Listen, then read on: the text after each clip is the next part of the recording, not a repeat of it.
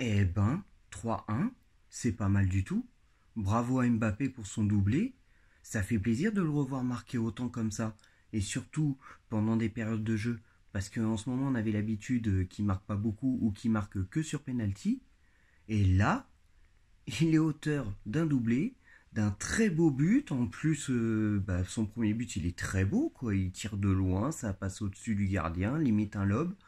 Et puis après, une erreur d'un défenseur, il récupère le ballon, il dribble le gardien, et puis il met la balle au fond des buts. C'est trop facile pour lui.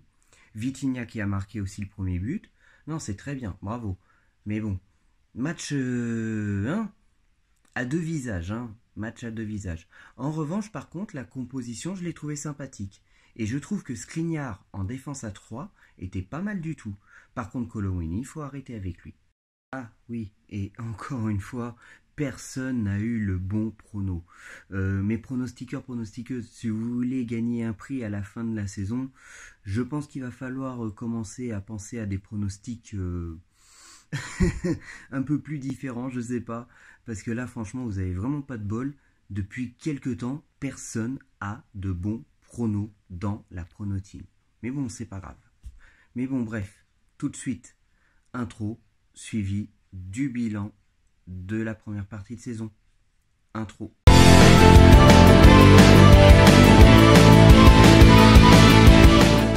Bienvenue mes rockers, rockeuses, parisiens, parisiennes pour le bilan de cette première partie de saison. Alors, je vais dire en quelques points. Alors, en soi, on est premier, donc on est champion d'automne, ce qui est quand même pas mal.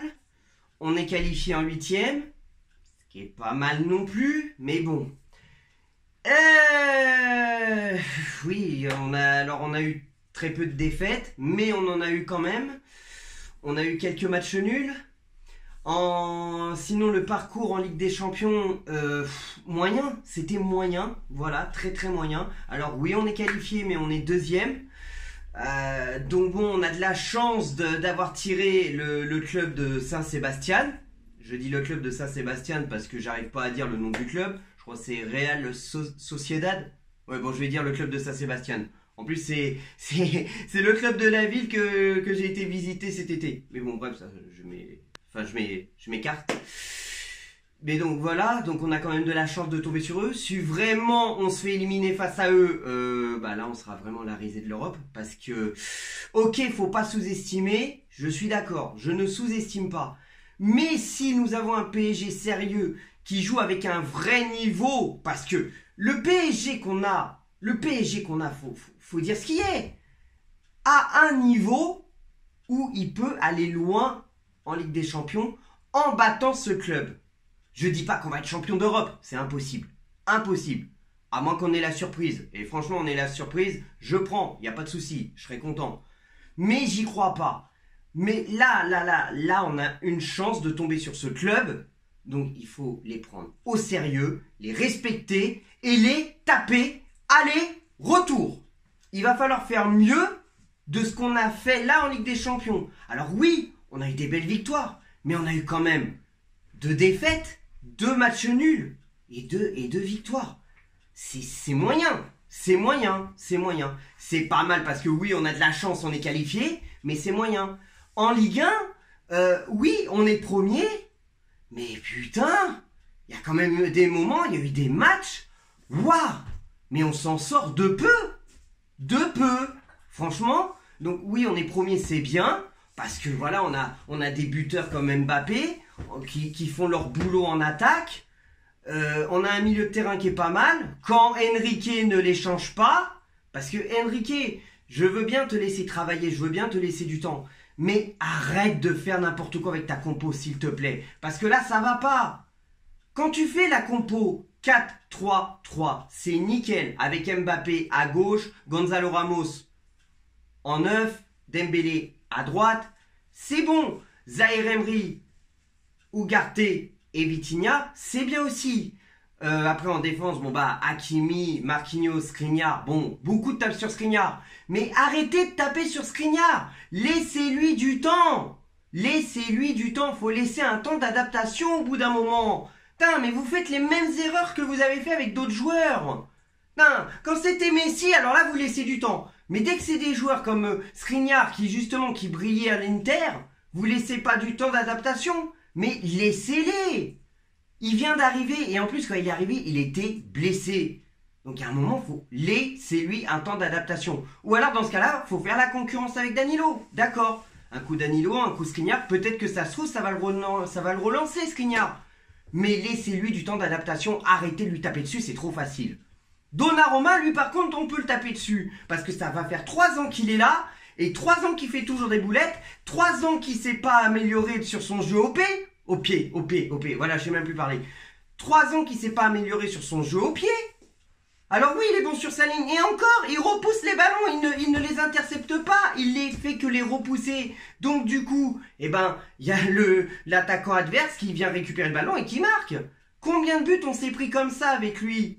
Donc je suis désolé, moi Donnarumma, j'en peux plus. Je lui ai laissé sa chance, mais là je trouve que c'est trop. Il se prend trop de buts. Et taper sur la défense, c'est trop facile. Donnarumma fait partie de la défense. Donc voilà. Mais sinon après, quand c'est un milieu Ugarte, Vitinha, Zaïre Emery, c'est bien. C'est équilibré. Donc voilà, c'est le petit bilan de cette première partie de saison. Maintenant, on va voir ce que ça va donner après la trêve hivernale, quoi, en 2024. Parce que oui, on arrive bientôt en 2024.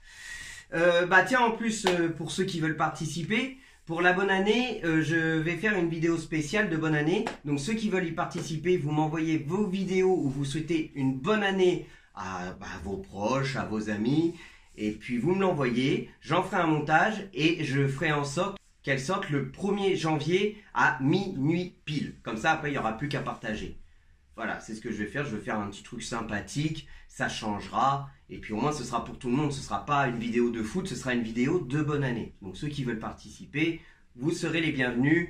Venez me voir en privé sur TikTok, sur Instagram, sur Snapchat et je vous expliquerai comment faire.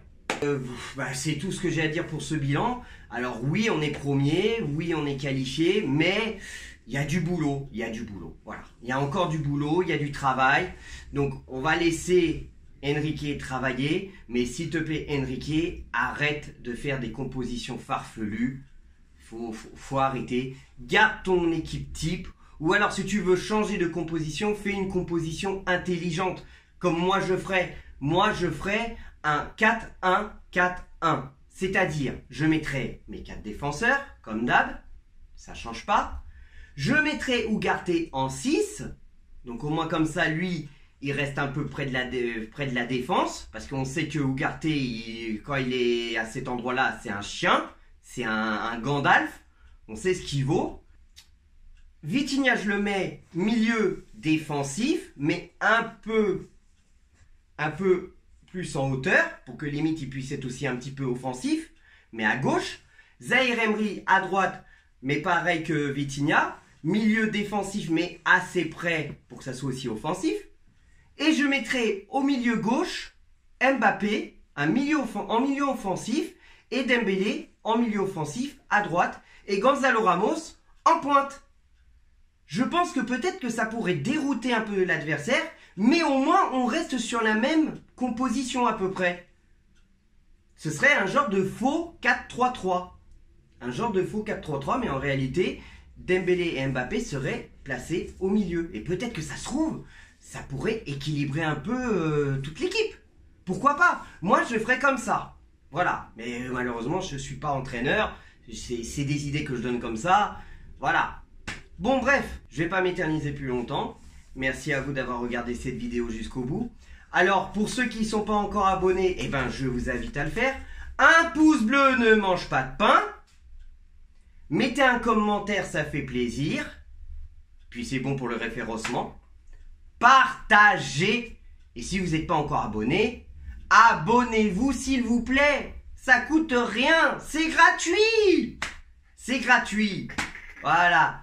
Bon allez. Donc je vous souhaite de bonnes fêtes. Un joyeux Noël. Que l'amour du maillot reste avec vous, mes rockeurs, rockeuses, parisiens, parisiennes. Nos couleurs à jamais dans nos cœurs. Et comme le disait si bien Freddie Mercury, The show must go on.